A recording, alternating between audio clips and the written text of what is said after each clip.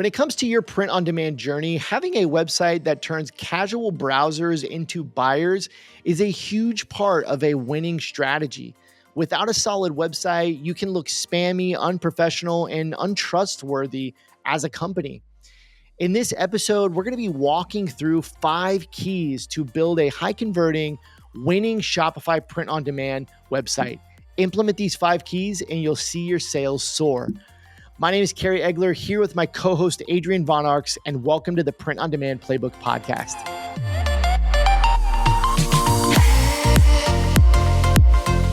Welcome back to the podcast, everybody. We're super excited to be back together for this episode in 2025. It's our first episode together in 2025. What's going on, Adrian? How are you, man? I'm always happy to be here, man. I just love showing up and offering value to our amazing listeners who are so awesome and ambitious, and we're so grateful for. Yeah, man, I'm feeling all the feels. How about you? Man, I'm feeling good.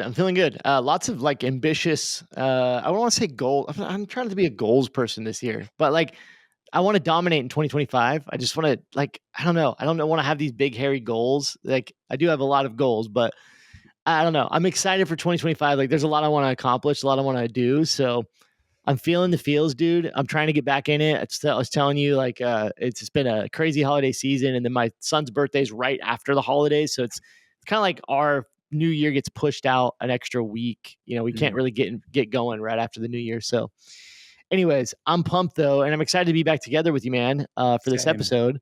So we're gonna kick off 2025 talking about Shopify websites and really high converting websites. What things do you need to pay attention to on your Shopify website to make sure that when browsers are coming to your website that they're actually converting into sales? And so I want to talk about some of those keys today. Before we get into that, I do want to shout out a quick review. One of our listeners, this is over from YouTube. It's actually from Matthew B. What's going on, Matthew B? Thank you for listening. He said, "Hey guys, best pod out there." I think he's referring to podcast, not POD. "Hey guys, best pod out there." He said he's been doing market research. He wants to dominate his niche in 2025. Matthew said, "This will be my year." That is awesome. We are pulling for you, Matthew. We appreciate you listening. And super, super excited for 2025 for you and all of our listeners. Thank you for your review, and I'm loving your energy. That is the 2025 energy that we want everyone listening to bring. This can be the year that you transform your life. Ultimately, it's up to you.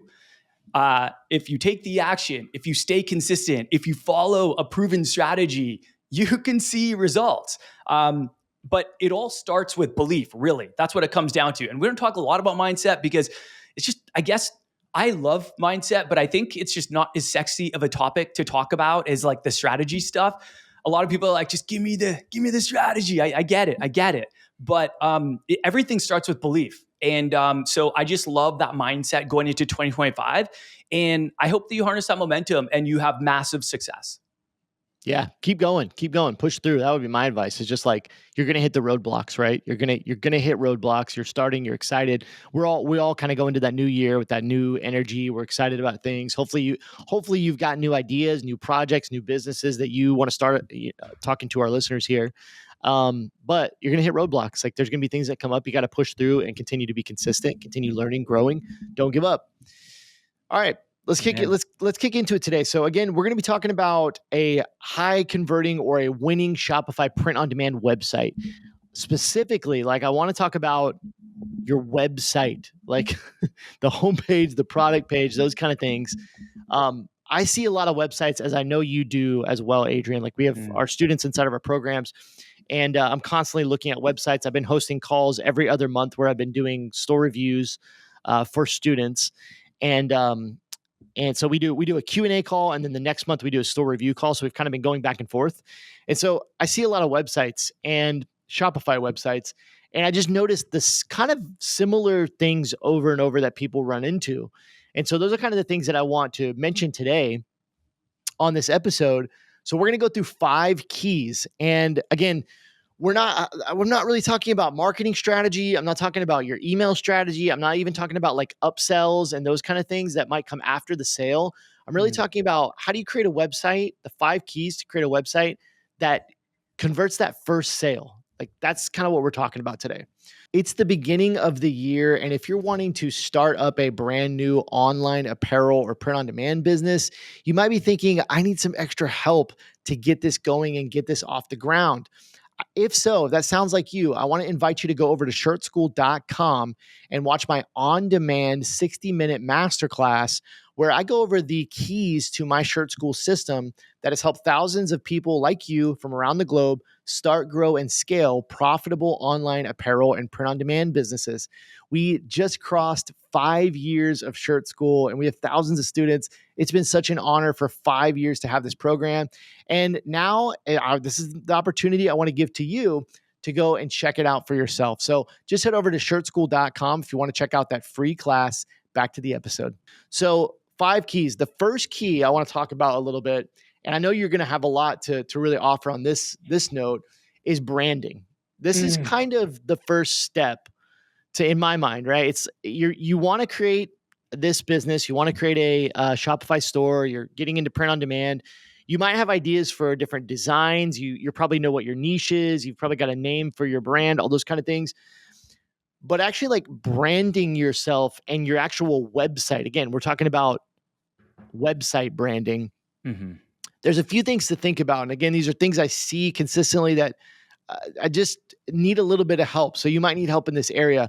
The first part of your brand, when it comes to your website specifically, is your logo. I think that's kind of the first place people go. It's like, you've got the name of your business. Okay, what's your logo going to look like? To me, when I think about a good logo, it's simple. It's just most logos are pretty basic. There's not a lot to them. And as far as the colors go, I think you need like 1 to 2 colors, maybe 3 colors maximum, right? And these, when I go into like branding a brand new website, I generally start with the logo, and I get my color scheme kind of comes from that logo, so everything kind of branches from that logo. That's just the way that I like to do it. But 1 to 2 logos, or I'm sorry, 1 to 2 colors, with 3 colors really being the max.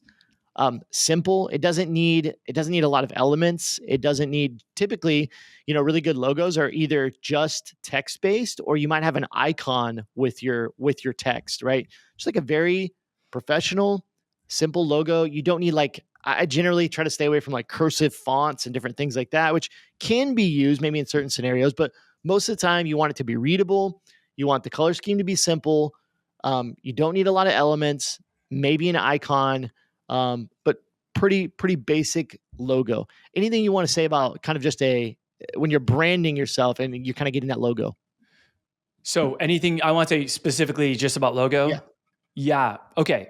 So I'll try to keep this really short, but guys, like, please do not overthink your logo. Yeah. Nobody is buying your freaking logo. Like, they don't even know your brand, right? Like, our goal as a new business is to raise brand awareness and to show people products that align with their values, that resonate with them, and that make them feel something, right? We always say, like, emotion evoking and relatable products. Yeah. Unless you're selling your logo on your products, which is not generally what we recommend, especially at the beginning, who cares? Like, I've been guilty. I'm kind of speaking to my former self, because I've been totally guilty of this, where I totally overthink my logo. And I've had students who have overthought their logo for weeks, months, super long periods of time. And I'm like, let's just get something up there. You can change your logo at absolutely any time. And I would keep it really simple. Like, here's what I would recommend someone do. If they're like, hey, I want to create a logo for my brand, I'd be like, great, go into Canva, go to their logo templates and use one of their templates. And within about 5 minutes, you'll have a logo. Put that up in your website. If you're not happy with that in 6 months, go ahead and change it. But just, it's not needle moving activity. Yeah. And we want you to focus on needle moving activity. Once you can overcome all these, the kind of like beginner, I don't know what to call them, like the beginner steps, like creating a logo, like releasing a website, all this stuff. You want to be focusing your time and attention on needle moving activity, like design research, like design creation, like marketing. And you want to get through this stuff as quickly as possible. Make it lean, like lean startup style, simplify to amplify. And that's why I say, like, go in Canva, go to their logo templates and use one of those. If you use Kittl, go to their logo template. Yep. There's other websites that have logo Tons. templates as well. Like, keep it really simple across the board and move on from this, like within a day or less.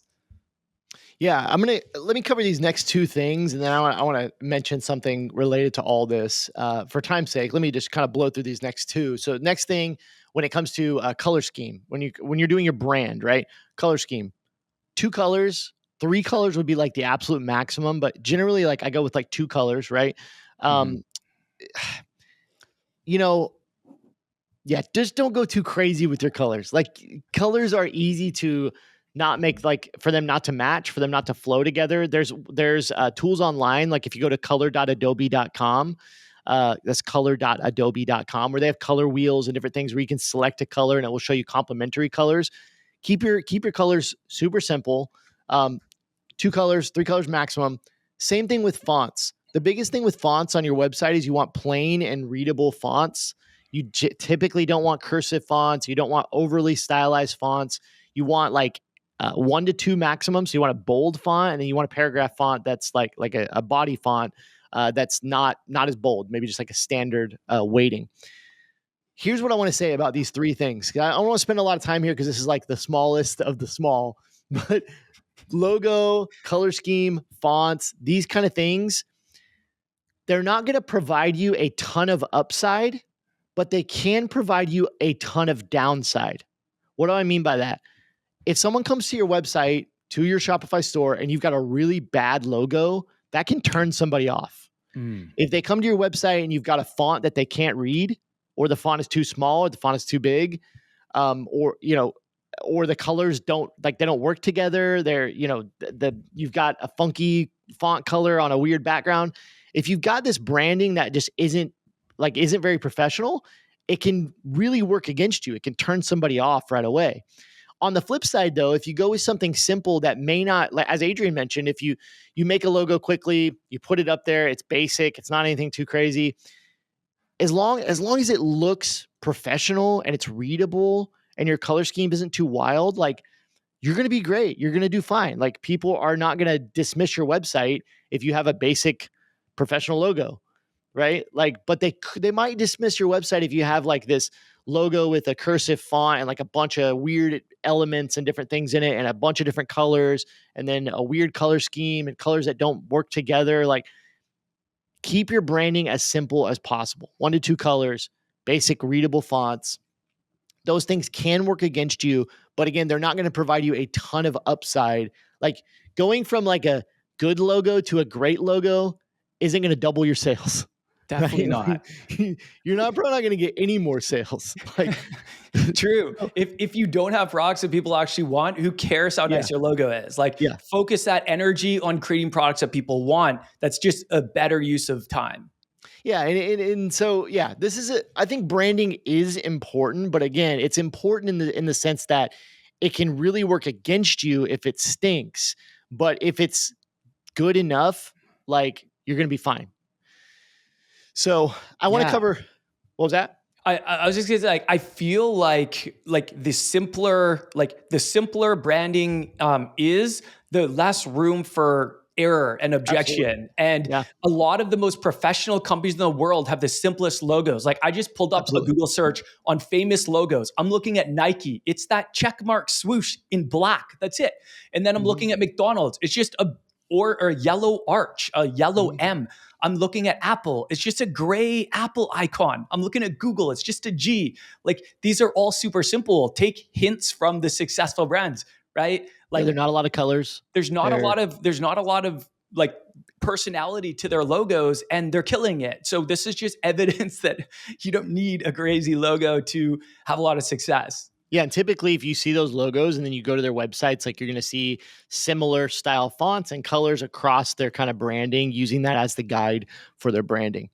Mm. A couple of things I want to talk about quickly in regards to your website that go into branding. I don't want to spend a lot of time here because these are, not everybody's going to have this next one, but it's cohesive style among your designs. So when you're actually doing your designs for your products, like you don't want your designs to be drastically just off the wall different as far as their style, right? Like a lot of brands will have kind of their own unique style of designs that flows with their branding. We've had a student of ours that just came to mind. I want to mention it. His name's Tommy, that we've worked with in the past, and just a great example of this because he's got a fitness brand, fitness apparel brand. It just has like a very recognizable style, and that goes from his logo to his social media to his designs. The color scheme and the style of those designs like are very cohesive. And that also goes into the style of the mock-ups you're choosing, those kind of things. It's definitely something to think about when it comes to branding of like, for instance, you don't want to have a guy that's an old guy at a barbecue wearing one of your t-shirts as a mock-up, and then your next product has like a 15-year-old on a skateboard wearing your design. Like it doesn't work. Those don't work together, right? They're not a similar style. They're polar opposites. So you want to think about that from the color, the aesthetic, those kind of things as you're also creating your designs, but also creating your mock-ups.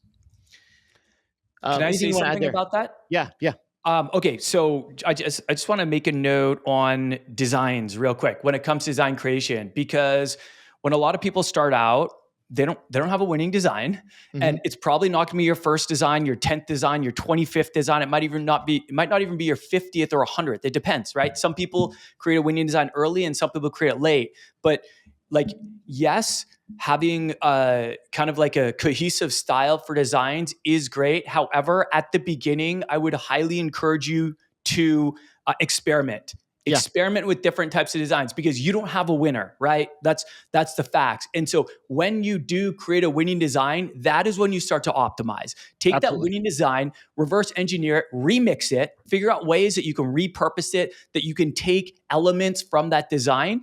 And what you're going to find is that based on your winning designs, your design style will naturally evolve over time, because you're going to look at the winners and be like, I want to create more designs like this. There's some magic here. Something about this is really resonating with my ideal customer. Maybe it's the font. Maybe it's the design element. Maybe it's the sizing or the placement, or something like that, right? So you are going to want to experiment at the beginning, just like trying to grow on social media. You want to experiment with content till you find what's working and then optimize on that. I would just encourage you to do the same thing with designs. Yeah, let me be clear. One thing that I actually see this a lot. I'm curious to know if you see this a lot among new brands. It drives me crazy. Is when you see that they like have their branding, they have the logo, they have the colors, the fonts, and everything, and they just use those exact same colors and fonts on like all their designs. And you see they'll have like 20 products that are all like, they're not putting their logo on there. They're actually like creating niche focused designs, but they're just using like the exact same branding so that it looks, they want it to look like super professional, I guess, or super branded, but it's just like, it doesn't, it's just weird. Like it doesn't work. Have you ever seen that? Well, I mean, if those designs were inspired by a winner, I would say all the power to Sure. you. But if they weren't, I would say get experimental. Like, if you don't have a winner, why are you optimizing on a design that's not a Yeah, winner, exactly. right? And they're trying to create like a new style, a new brand that's like, Sure. kind of out of nothing. And Yeah. that's not the approach we would encourage you to take. So I don't want what I was saying to kind of like having a cohesive style to be misconstrued as like, hey, just take the branding that you have for your brand and like put it on all your websites. I agree with Adrian, especially in the beginning, you should experiment with different styles. I Mhm. think over time, like you said, you're gonna kind of find your unique style. So, but there are a lot of brands that they have that very recognizable style that fits with their brand. And so I think you'll develop that over time. That's just one thing that some brands will have and some people may have from the start if you already kind of know going into it what you're going for. Um the last thing I want to add with brand, and I want to move on, is just a little bit about story, right? This is part of that branding on your website is you have kind of about the brand, you talk about why you started the brand, you talk about who's behind it, those kind of things. Do add that element of connection with your customer. And then the same thing on kind of the your products, right? Like each of those products is going to have a little bit of that story associated with it. Doesn't mean that you need like an elaborate story for each product, but you might want to have a little bit about what that design means and those kind of things. And that adds to the branding if everything is kind of directed towards one goal, one cause, one, what your brand stands for, right? And so again, not every single brand is going to have this like completely nailed down, especially in the beginning, but it is something to think about, like what does your brand stand for? Is there a cause or something that you're kind of pulling for? Not every brand's going to have that. But that thread should kind of run throughout your products, your about page, those kind of things, and throughout your website if you have that. Anything you want to add there, just about like story? Yeah, so I do love story. If you have a story, get it on Use your it. Yeah. website. Story is really powerful, and it can be the difference between someone supporting a brand and not. You don't need one, and you don't need a crazy compelling one. A lot of brands are really successful with very little or no Sure. story. However, it's definitely an advantage, in my opinion. Now, when it comes to adding story to individual products, all I would say is keep it very, very simple. Yeah. Like, especially if it's not a winning design. Like, I would actually take time to optimize a winning design, but I wouldn't be spending a whole bunch of time creating a story around every single design if none had made any sales. But let's say that you're in the Christian niche. I'm just spitballing this. Let's say that you're in the Christian niche and you come up with a winning design, something that really resonates. Maybe it's a Bible scripture, maybe it's just something that people say a lot, and you just think of a one-liner that really aligns like that. God is good all the time is like a one-liner that actually really connects with the actual product, like with the slogan on the product. That could be like the one-liner, and then all the rest of the stuff could be just cookie cutter, like, about the benefits of the product. I would just keep it really simple, because what I don't want to see people do is spend time on things that aren't moving the needle, like having the product description, like a huge story on the Yeah. product description. I would rather they allocate that time to creating more designs in hopes of creating a winning design. Yeah. So just don't overthink it. Simplify, simplify, simplify. Keep it Yeah, and simple. mainly talking to those brands out there that you have a compelling reason why you're starting this brand, right? There a lot of Yeah. people do. A lot of people, you may have had someone close to you pass away, and you were starting a brand because that person passed away to honor them. You may have a cause that you want to support. We've covered brands on this website, right, that have like a huge cause, like we are trying to accomplish something in the world, and they use that throughout their website and their marketing everywhere to really Mm. like propel their brand. So again, not like you said, not everybody's going to have those last two, but it's something to use to your advantage if you have a compelling why and a story behind why you're starting the brand. Yeah. All right. Mission-based brands for sure. Yes. Yeah. Let's move into number 2 out of 5. And I'm just calling this one number 2 key here to a high converting Shopify website. Just calling it simplicity and flow.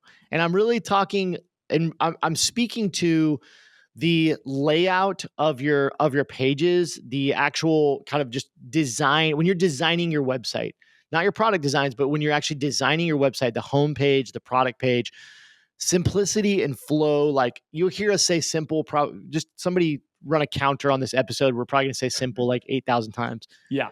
But the reason I say simple so much is because I see so many websites that aren't simple, that aren't like, they don't have flow. Like they're just a mess. So, number 2, simplicity and flow. Let's break it down. First thing, simple layout on all your pages. Don't get too fancy with it, is what I said. So, talking about like your homepage, for instance, I see a lot of websites that they're too long. There's too much on there, and they're disorganized. It's hard to navigate. Like you're just kind of scrolling. You don't know what you're looking at. There's a million buttons. There's a million calls to action. Um, Typically what I see is the top of the homepage, they've put a lot more thought into. And as you scroll, you're like, oh, it's less and less thought is being given to what's lower and lower on the page because you were probably designing and got lazier as you went, understandably. So here's a tip when it comes to, and this goes across all your pages.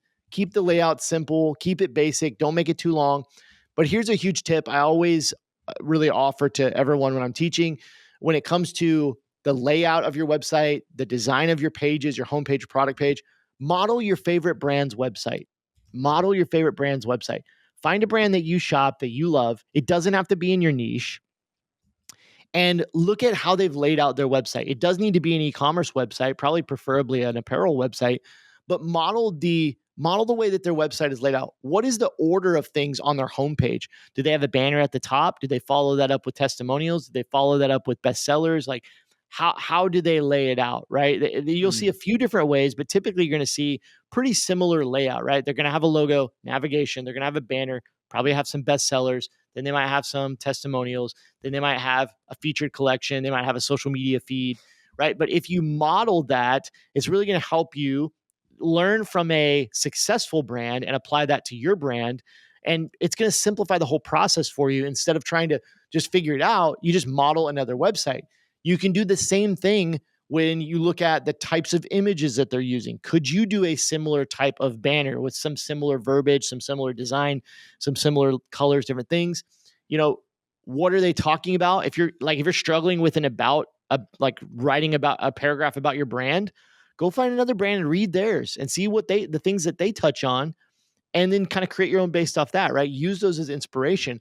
That's kind of my favorite tip as far as when you're creating the layout of your product pages, your homepage, the different pages on your website, is like modeling your favorite brand's website. Do you have anything to add there, Adrian? I love that tip. Just make sure that you're modeling your favorite brand's like website in a simple way. Like if their website's super complex, find another brand that you really like with a simple website, or find a way to take inspiration from that complicated website, but make it really, really simple. So definitely don't go down the rabbit hole of like trying to model a super complex website. You definitely don't need that to sell. No one's buying your website. They're buying your products. Make the focus on the products. And the other thing I want to say about the homepage is, I don't think the homepage is the most valuable part of a website. Not. It's the product page. It's a product page where someone makes the decision to complete a purchase, to purchase a product, and to go through the steps and complete their purchase. A lot of people are never even going to see your homepage, because if you're running ads or if you're sending emails, a lot of times you're sending them to collections, or you're just sending them directly to a product. And it's a product page that really is the high converting page. That's the most valuable page on the website. That's the most valuable real estate. The last thing I want to say, this was something advice that Kerry gave me like a while back, and I thought it was so good. I wrote it down, and you said more information equals more overwhelm. And I was like, my mind was so blown by that. I still think about that all the time. And you were talking about how you see a lot of websites, which is too much information. And I 100% agree. Again, make the focus on the products. That's what people are buying. And you can make them feel something. You can get them excited. You can evoke emotion in them by still keeping it really, really simple. So just remember, more information equals more overwhelm. A lot of people, they just don't want to read these days. They don't want to read on a website. They don't want to read anywhere. And so just make the focus on the products and keep everything really simple. Let me give you another tip too, in regards to that, which is kind of like a really practical tip. But when it comes to like more information, I'm going to mention this twice throughout this episode, not the exact same thing, but I'm hating on AI a little bit, even though I love AI. Here's a tip. AI, like by default, if you're using like ChatGPT and these kind of things to write product descriptions about us, it always gives you too much. You have to tell it to like make it simpler. Talk to me like I'm a child, like those kind of things. So like when you're writing a product description, like I've seen websites and I know that their product description is AI because it's like 3 paragraphs about the design. And I'm reading it and I'm just like, there's no way somebody actually wrote this. And why would you need 3 paragraphs? Like you need 1 to 2 sentences.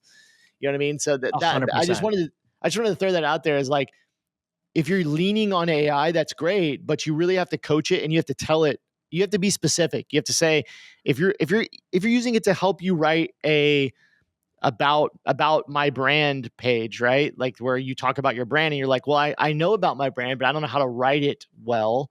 Well, you can go into ChatGPT and you can say, here's the bullet points. You know, I was born in this year. I have these children. I got interested in this hobby. You know, this happened, blah, blah, whatever your about story is, you can give it a few bullet points and tell it to write a story off that and it'll do a great job. But then you're going to need to say, okay, can you make it a third of what you just wrote? Can you give me, 1 paragraph and kind of condense it? Those kind of things. So, anyways, if you're using AI across your website, it's just like a quick tip is to you have to trim it down a lot. You have to get the AI to make it simpler. 100% agree with that statement. Yeah, Yes. for sure. I've seen that too on websites and it's brutal. I'm like, no one's going to read this much. Like, Yeah, for sure. you want them to smash the add to cart button. Don't keep them on the page for And so long. and when it comes to AI, like today is the dumbest people are ever going to be when it comes to AI. So Mm, like in the future, they're going to be able to recognize it. People are going to we're going to have to get better at recognizing AI. I think people are already there in a lot of senses. Is like if they see a three paragraph product description on your website and they start reading the first couple lines, they're going to be like, "Ah, this is AI." That we're kind of already there, but like people are only going to get smarter in identifying that stuff, and technology is only going to get smarter in identifying it, right? So like yeah. in the future, you might have a widget that says this website is AI or whatever, like. But Can I anyways, just say one more thing about that? yeah, Last thing. Okay. I just want anyone listening that like is like tempted to write these super long descriptions. Go to your favorite brands, look at their product pages, and look how long the descriptions are. A lot of my favorite brands, their product descriptions are like 1 to 2 sentences. yeah, Sometimes it's just all the features and benefits. It doesn't even have like yeah. actual sentences. And I'm still happy to buy from them because I don't care what's in this description. I care what the product is, and that's what I'm buying. But just a little experiment. Go to your brands that you want to take inspiration from and look how long theirs are. It's a lot of the smaller brands that I see doing these super long descriptions, and I would highly advise against it, like Kerry. All right, let's keep it moving here. So model your favorite brand's website. The next point here, when we're talking about simplicity and flow with the design of your website, you have one primary pop-up, which should be your email pop-up on your website. You should have a pop-up that collects emails, usually in exchange for a discount. I don't want to get too far into that, but don't have too many pop-ups. Don't have too many pop-ups. You're gonna have a low converting store if you have like 3 different things popping up and then widgets in the corners and all these kind of different things. On that same vein, limit the amount of widgets you have, extra apps that are like just coming out of the side and popping up, and there's chat bubbles and different things. Personally, like I think you should just have one primary pop up, and that should be your email. If they X out of it, maybe you have a little bubble or you have a little flag in the corner that they can click on to bring the email pop up back up. Save 10%, save 15%. Just be very careful with how many additional widgets and pop ups that you have on your website. Again, we're going back to simplicity, flow, keeping it simple. Last thing I put on here is to test everything on mobile. We talk about this a lot, but I think most people, when you're designing your website, you're designing it all for a computer screen, and you're not really. Most people, if you're not experienced in this, like you're not testing it on a mobile screen. But the reality is, like 80 to 90% of your traffic is going to come from mobile. So what I see a lot is I'll review somebody's website, and I'm looking at it on my computer. I'm like, this looks pretty good. Let me check it on mobile. I pull it up on my mobile. And it's like, oh crud, you got 4 pop-ups coming up. Like there's all these different buttons. You got little bubbles in the bottom where I can't get away from the bubbles. I can't see the information I need on the screen because the bubbles are in the way. Like it's just like there's just too much, right? So test it on mobile. In addition to looking at it on your computer screen, make sure that that little tiny mobile screen is not cluttered up with different things or too many pop-ups, or maybe the font size looked good on your desktop, but you pull it up on your phone, you realize you need to change the mobile font size on different things, right? And like even just going back to what we just talked about of like if you've got a 3 paragraph product description, think about on your computer screen, that 3 paragraphs is going to be taking up about 10% of your screen. If you look at it on your mobile phone, 3 paragraphs is going to take up 100% of your screen, right? Like we got to think about how we're using the real estate that we have, right? When we have a smaller screen, we got to make it even simpler. So test everything on mobile. Just going back, when you're designing your website, overall, everything needs to be simple. Everything needs to be, you don't need too many elements. You don't need too many widgets, too many pop ups, long descriptions. Keep it short, to the point, keep it simple. That'll keep it more professional and more trustworthy. Any final thoughts before we move to number 3? Yeah, mobile. I see the same thing all the freaking time, and I totally get it because it's way easier to design a website from a desktop computer Yes. than a mobile phone. And what I will say is, if you are most themes, like most website themes, Shopify has free themes like Dawn and Color Block, and then there's paid themes as well. Most of them are automatically optimized for both desktop and mobile, and you don't really have to do anything else to make it look good on mobile. However, there are definitely things like pop-ups, for example, that look really bad on mobile phones. And I definitely see the same thing a lot where it looks really good on desktop and then it's not Mhm. mobile optimized. But what you need to know is that the majority of your traffic is going to be coming from mobile. Therefore, mobile is actually more important. Your website looking good on mobile is more important than it looking good on desktop, Mhm. because statistically, a high majority of that traffic is going to see it on mobile. Yep. All right, let's keep it moving. So number one, branding. Number two, simplicity and flow when it comes to the design of your website. Number three, let's talk about mockups. All right, so talking about mockups, not just mockups, but product images. You might be taking your own photos. There might be some people out there that you're taking your own photos. I think that's great if you are. But let's talk about mockups and kind of product imagery a little bit. So first of all, on the home page, okay, on the home page, you typically want to show some lifestyle mockups, which would ideally be people that are your ideal customer wearing your products. Why do you want to typically show these on the homepage? Because if, as Adrian mentioned, the homepage is not the most important page on your website, it's the product page. But if people are browsing your homepage, typically that means they're kind of scoping out your brand, right? They want to see, like, is this a brand that I'm interested in? Do I align with it? Do I like what they have to offer? I want to see kind of an overview. I want to read more about it. So if they're looking at your homepage, they're typically kind of scoping your brand. So you want to, I see a lot of websites where they just have flat lays or just static mockups. And I don't think those do a good job of connecting with the customer, because the customer wants to see people. They want to see the kind of people that are wearing these products, especially apparel products and these designs. So you typically want to show lifestyle mockups on the homepage.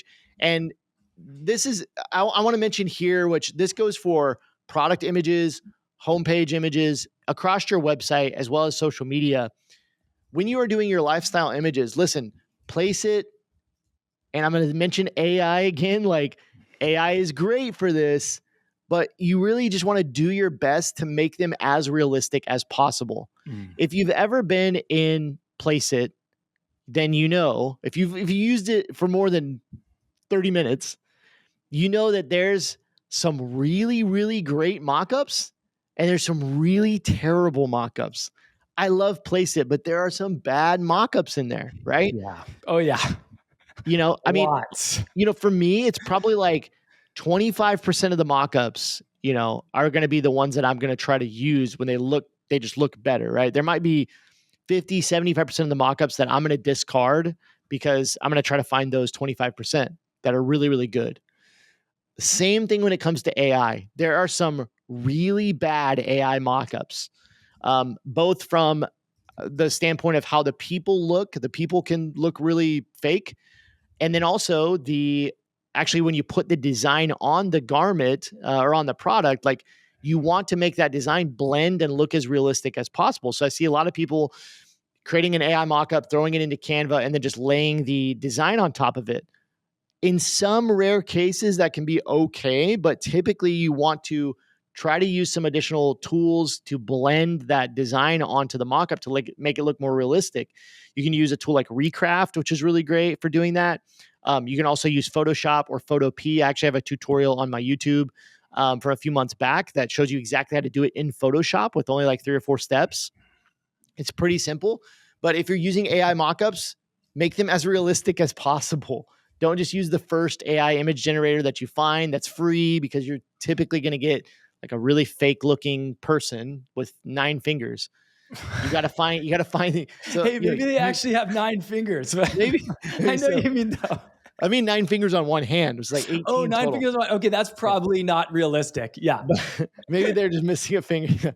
um, so let me give you some recommendations. I would recommend the most realistic imagery. I would either go with Midjourney or go with Ideogram. Those are going to be like the easiest, cheapest, and highest quality. Ideogram, I think, is probably my number one tool right now, just for AI. It just does so many things well, but that's for another episode. So get some realistic mock-ups. Let me stop there and get your thoughts. Yeah. Okay. A I know couple you have things. some stuff to add to this. Yeah, for sure. No, that was all great. I have some notes. I was like typing as you were talking. So first of all, in terms of mockups, if you can get user generated images either from your customers or take them yourself, I used to go literally to parks and have my wife put on our products and take photos. And Yeah. one of those photos, which was terrible, by the way, it was like grainy, the lighting was bad. It made over six figures. It made over six figures as an ad because why? Because it looked real. It was real. It looked like this is how I imagine someone seeing it. They're scrolling Mhm. through Instagram and all of a sudden they see this really real looking photo. It's raw, it's not overdone, it's not over edited. And they're like, do I know that person? Like, is this one of my friends? And then they stop and they look at the design, right? Mhm. And so user generated content has been one of the most effective uh, mock-up styles for us to with winning designs, like getting user generated content. And so that's one big thing. The other thing I want to mention is it doesn't actually have to be user generated. It just has to look user generated. Mhm. So like maybe you can find a mock-up on Etsy that looks pretty user generated and that'll perform really well for you because again, it'll stop the scroll and people will be like, oh, do I know that person? Right? Because it actually looks realistic. So that's what I want to say. Do not overlook user generated when it comes to imagery, product images and mockups. Uh, I want to just double down on what Kerry said about like bad AI mockups. Holy cow, man. In 2024, the internet became flooded with these terrible, terrible, like mannequin looking AI mockups. And I not only think it breaks trust and looks really bad, it reflects very poorly on a brand when your mockups are clearly and visibly fake. It just looks really bad. It breaks trust, but it also is. It is like the new equivalent to using bad print on demand stock mockups, in my opinion, because a lot, and I actually think print on demand stock mockups are starting to get better. However, there's still a lot to be desired there, and most of them are still pretty bad. However, like this is like the new bad mock-up, in my opinion. It just looks really bad. Whenever I see it, I just don't feel compelled to buy from that brand because I'm like, oh, this is like so fake, and no one wants to feel like they're buying from a fake brand or that people are like misleading them or anything, right? So that's the other thing. And then the last thing I want to give is just a little tip on making designs look more realistic. If you are going to take the mock-up and you're going to overlay the design in Canva, at a minimum, please reduce the transparency a little bit because I see this so often where the design is it's really really bright on the shirt and it makes it look a lot less realistic, whereas if you just adjust that transparency of that design like 80, 85, sometimes 90%, it can make a big difference in making it look more realistic. Yeah, you're exactly right. And I think, I mean, this is a conversation that we need to have on another episode, but there's, it's a double sided coin. Like what I mentioned earlier is like, people are only going to get better. This is the worst we're ever going to be at recognizing AI, and there's going to be tools to be able to recognize AI more. So people are just getting better at like going, oh, that's AI, and they know right away. Yeah. And they're like, I'm turned off by it. And in Yeah. a lot of cases, also AI is going to continue to get better and better and better. It's going to continue to get more realistic and less. So it's kind of like going both ways. We're getting better at recognizing, but it's also moving really fast and getting better. Um, but what I was also going to add is as amazing as AI is, there is a skill to making it look realistic. Like you Mm. can use the tools now to make really realistic mockups, but you have to know what to do and what tools to use. You have to know how to prompt it the right way to get a really good looking mockup, and you have to know maybe how a little bit of skill in Photoshop or Photopea to be able to make that design look really realistic on the mockup. So there's a little bit of a skill to it, right? So Yeah. just understand if you're going to use these tools, especially AI tools, you do need, it's not just like, it's getting there, but it's not just like press a button and create the perfect mockup. Like there are a few steps to make it look really, really real, and a little bit of skill can go a long way in that uh, direction. All right, Yeah. let's blow through a few more on mockups. For your product listings, I would recommend finding a solid flat lay mockup that can be used as the main photo. Use this one and or similar styled mockups across your product listings. So it's perfectly okay. And what we recommend is to find a third-party mockup outside of your print on demand. We don't recommend using print on demand mockups for the most part, although as Adrian mentioned, they're starting to get a little bit better. Find a solid flat lay mockup. You can use Etsy, Creative Market, Creative Fabrica. You can find one on Placeit. You can create one with AI. Tons of different ways to get a like flat lay mockup. But find a really professional, realistic looking flat lay mockup. You can use that across your product listings as kind of your primary photo, or you can use similar styled mockups across your product listings as the primary photo. This will help your entire website look a lot more professional. The branding will flow. That's what I would recommend there. Then the last point here under mockups, inside each of your product pages, include at least 1 to 2 lifestyle mockups for each design. So each design that you're listing on your website, you have that flat lay main mockup, and you want to have probably one. Generally, what we recommend is 1 to 2 lifestyle mockups. So people wearing your designs for each of those products. This is especially important if for products that you are actively promoting. If you're promoting a product on ads, on social media, you're running traffic to it, you want to make sure that those mockups are really optimized, that they're really great looking because you're running more levels of traffic to it. So especially like if you're running a Facebook ads campaign, you got a bunch of products you're promoting, you want to make sure those specific products that you've really done a little bit of extra work on those mockups to make them look really high quality and realistic. Adrian.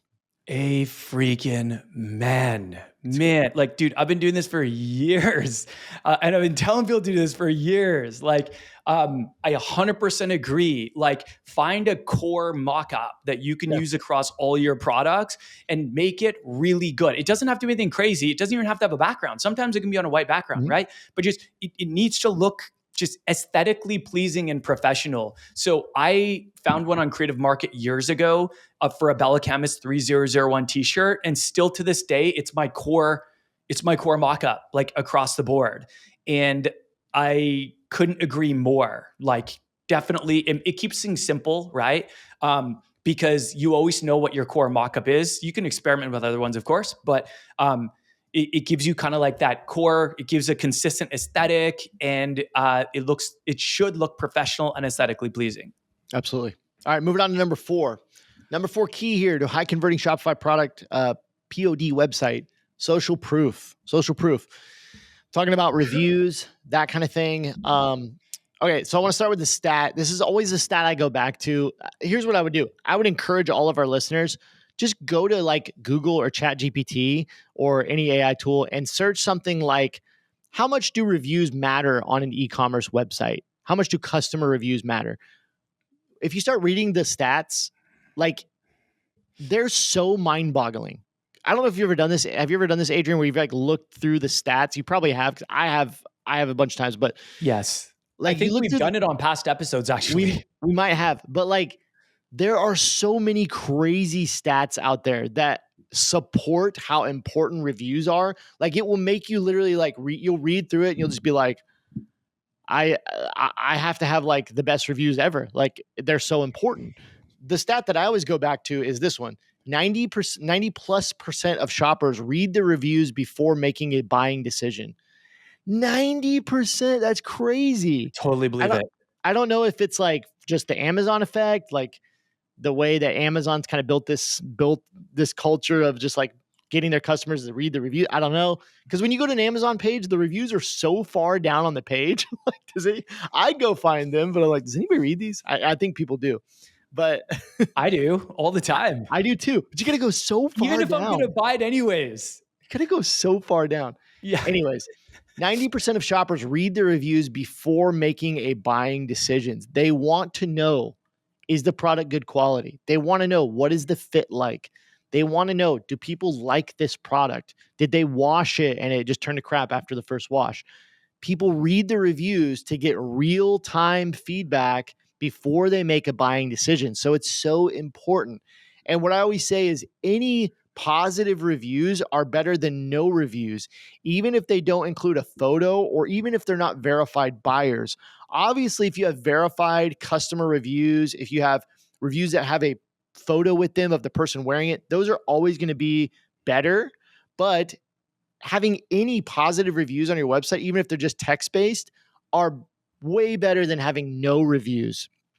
So Yeah. I've got a couple quick strategies I want to go through just very briefly on how you can get some reviews. So first of all, you can gather these from family, close friends, etc. Let me give you an example. I've done this. I recommend this to my students. Shoot a text to, let's say, 5 of your close family and your best friends, and send them a photo of one of your products. Just send them a mock-up of one of your products in a text and say, hey, text me back a quick sentence about what you think about this design. This removes like the stress of them having to like go to a website, type in a review, all this stuff. They can just text you back what they think, and then you can go submit that review in your review app or on your website, whatever the case may be. But like if you can just gather these reviews, right? 10 of your closest people in your life, put it on social media. Hey, what do you guys think of this? Just get some feedback, right? Even if it's on like your personal Facebook page, maybe you just say, hey, friends, I'm starting a new brand. Here's one of my best designs. Can you just comment and tell me whether you like this design or not, or what you think about it? Right? These don't need to be complex. You just need to gather as many as you can that are positive reviews. Then you can take those reviews back to your website. You can pop them in your review app. You can type them out yourself. You can put the friend's first name in there, maybe leave the last name out. That's one strategy you can use. And then one more tip I want to get, and then I want to get your thoughts here, Adrian, is once you've gathered like 5 to 10 reviews, you can use these across your website, not just on the homepage, but you can put these across all your product pages. Even if they're not specifically for that design, you can fill out your pages with these reviews so that at least it fills out the website and it provides some social proof no matter what page that people land on. You'll see this on websites like Etsy, right? When you go to an Etsy listing and you see it says like reviews from this shop or whatever, and you'll see all the shop reviews on that product, even though all the reviews aren't for that specific product, you'll see it'll be like 2,500 reviews. And then you're like, your mind is blown. You're like, how could I have 2,500 reviews? It gives that effect of like, oh man, there's a lot of buyers here. There's a lot of social proof here, even if those reviews aren't specifically for that product, right? So those would be kind of my tips about reviews and about social proof. Adrian, your thoughts? Yeah.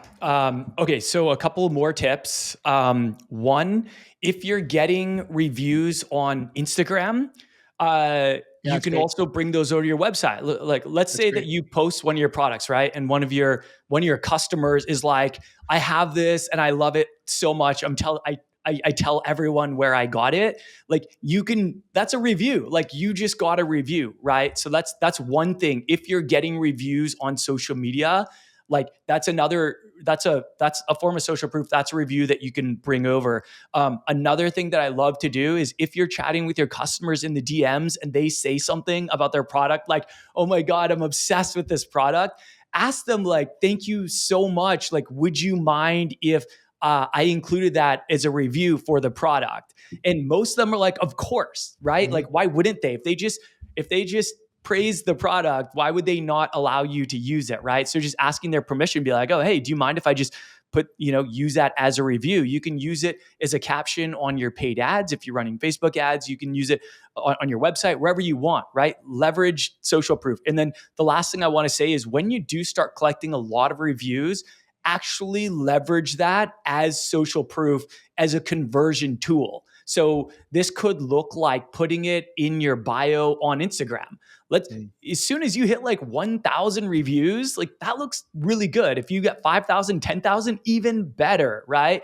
People want to buy from brands they trust. And this is a form of building trust. It's also a form of FOMO, fear of missing out, right? People are like, oh, wow, like thousands of people have bought from this brand. Like it makes them more comfortable making that purchase. So just leverage it on kind of multiple levels. Sorry, one more thing. If you're sending emails, you could have it in the footer as well. You could have some like differentiators or USPs, unique selling propositions of your brand. And you can be like, over 10,000 happy customers or Yeah. over 5,000 5-star reviews. Like these all look incredible and will increase the likelihood that someone's going to feel comfortable making a purchase. And one thing I want to add is something you shouldn't do. You shouldn't just make up reviews. Please don't do No, this. definitely not. It's so easy to do. I mean, I even just mentioned, like you how you can take reviews from that you again you get a review on Instagram. You can go manually put that in your website, right? Like there's going to be the temptation there. Well, what if I just write a bunch of fake reviews, right? I personally, I would say I don't feel good about that. That's it. You don't want to deceive people into thinking, anything about your brand. I would just not do that. Have some integrity, have some character. That's kind of what I'd say. So no, please don't do that. 100%. If it makes you feel icky, just don't do it. Yeah. All right, number 5. So this is going to be the last point here. And again, we've been talking about this a lot, so hopefully we don't need to. There doesn't need to be too much that needs to be said about this. We've been kind of sprinkling this throughout the episode, but I want to talk about the product page. Here's the reality: is if you want to have a high converting Shopify print on demand website that actually gets sales, you have to have good product pages. There's really no way around it. You can get away with a average homepage. You can get away with whatever on some of the other pages, but like your product page is where you're typically sending your traffic. And so it's going to need some extra love and care. And so you really need to pay close attention to the product pages. This is, if you're not familiar, if you're a beginner, this is where the people are going to actually see one specific product, and they're going to have a call to action, which is typically the add to cart button.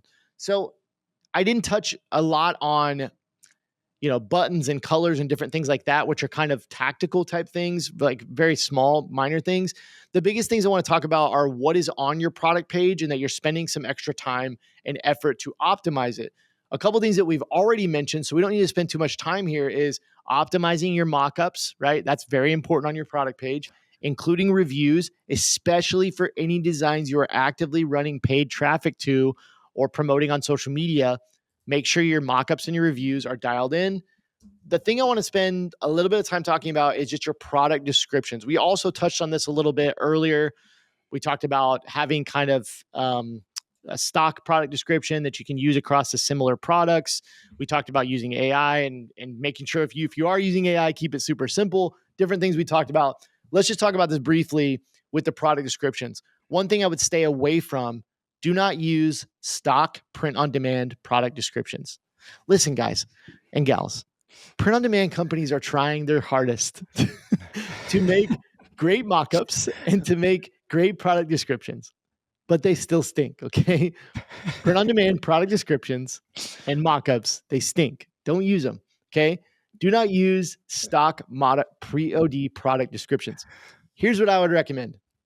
Write a stack of bullet points for each product type that you have in your store that you can copy and paste across your products.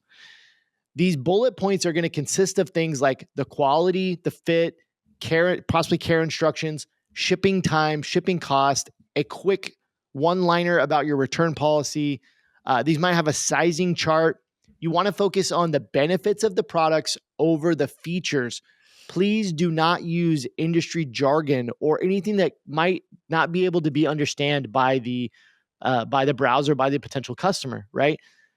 When you're selling t-shirts and apparel, like most people do not care about like side seamed, about taped shoulders, about things like this. They care about, is it going to be soft? Is it going to be long or short? Is it going to be baggy or is it going to fit tight? Is it going to shrink? They care about those kind of things. So those are the kind of things you want to talk about, not the complex things of like the perfect makeup of what the cotton, different kinds of cotton that are in there and different things like that. So you want to focus again on things like quality, fit, care instructions, shipping time, shipping cost, returns policy. Write that stack of bullet points for each product type. So you might do this for all your t-shirts, and you might do this for all your hoodies, and you might do this for all your hats. Those might change a little bit because the product is different, but you can copy and paste those across similar product types. Once you've got that bullet stack, then you want to write a 1 to 3 sentence description about each design. This could consist of what the design means, why they would want to wear it, where they would want to wear it to. Maybe they want to wear it to a party or an event or different things like that, depending on the design. But what does it mean to them? Why would the customer be interested in it? Ask those questions and write a very short product description. So you have your short product description along with those important bullet points that can be copy and pasted across your products. You've got high quality mockups, reviews. There's a few other things we could add here, but I want to hear your thoughts. Yeah. So definitely if you are going to write a product description, keep it very, very pithy, keep it short, Yeah. like 1 to 2 sentences. Don't have like 20 bullet points. Try to keep those short too. Yeah.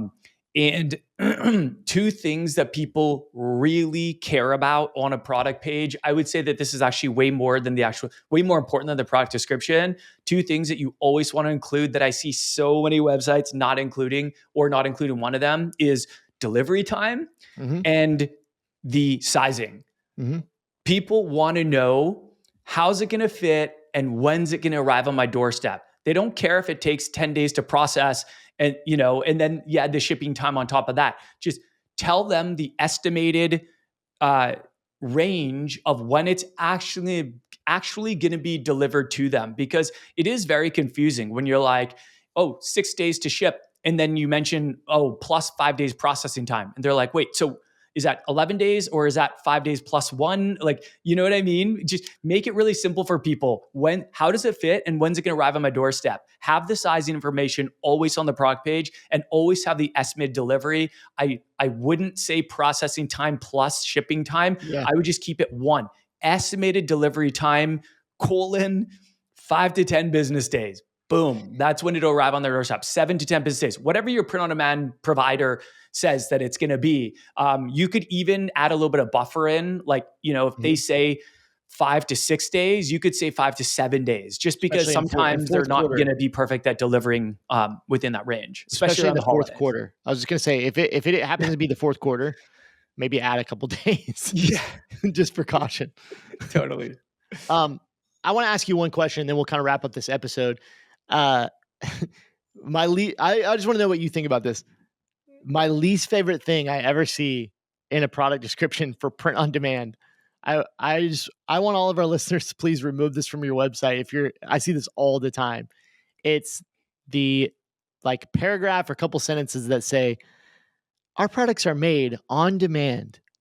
it's like Mm, it's like once your order is made, this will be, sent to our factory and they will print this one at a time. Due to this, the shipping time may be extended, like blah blah blah blah blah. I absolutely hate when this is on the website. I understand you're using print on demand. You do not need to tell your customers in this way that their products are made, like being made one at a time, and that the shipping time is going to be longer due to them being printed one at a time. Like, you can say that, or you can just quote the shipping time, as Adrian said. Like, just tell right. them when it's going to get to them. Don't Yeah. basically apologize because you have an on demand business model and it's going to take extended time. Like, just say 5 to 10 business days, 7 to 10 business days, like whatever that time is. What are your thoughts on that? Do you see that on websites?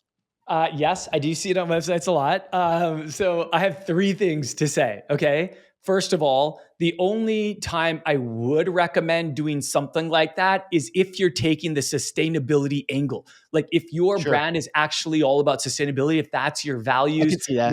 yeah, right. Maybe you're in like the national parks niche or something like that. Then that could actually make a lot of sense, because it is like print on demand is more sustainable than in the inventory model where you purchase a whole bunch of stuff, because a lot of these big There's brands less will waste. overproduce and then they'll end up in landfills, right? Yeah. So it actually is more sustainable. And if you are a sustainability brand, lean into it, right? Like lean into it. That's actually where it can be of benefit. But the second thing I want to say is, yes, like you don't need to say you're print on demand. Just give them the estimated delivery dates. It doesn't matter that you're print on demand or not if there's no value in coming from that angle, Yeah. right? And then the third thing I want to say is that you are not Amazon, like, and that's okay. That is totally okay. You are a small business, and a lot of people really love supporting small businesses, and they don't expect the same thing as Amazon. They don't expect same day delivery. Like you can say we're a small business and we do our best to get your products out as quickly as possible. Please allow 7 to 10 business days for delivery, something like that. Like take the small business angle. Yeah. I love supporting small businesses, and I will absolutely wait longer, even though I love the convenience of Amazon where I can just order something and it's there the day of. I don't Yeah, expect the same from small businesses. And I would actually prefer to support small businesses and wait a little bit longer. Sometimes I go out of my way to support small businesses when I know I can get it on Amazon and get it delivered quickly, because it makes people feel good. Like, maybe not everyone shares this sentiment, but I am a huge advocate of supporting small businesses because I'm a small business owner myself, and 100%. I want to like return the favor. Don't you agree, Kerry? Like, Totally agree. people don't have that same expectation. They know you're not Amazon. You're a small business that's just trying to hustle, and maybe you're a family-owned business, and people love supporting small family-owned businesses.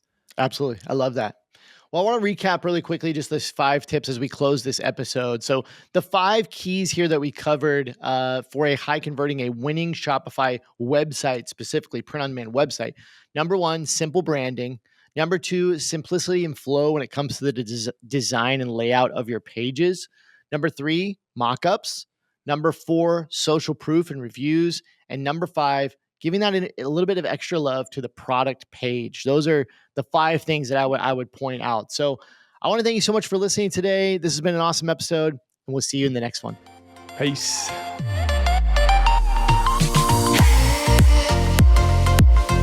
Thank you so much for listening to this episode of the Print on Demand Playbook podcast. If you enjoyed it, please leave us an honest review on whichever platform you're listening from. Thank you so much again, and have a great day.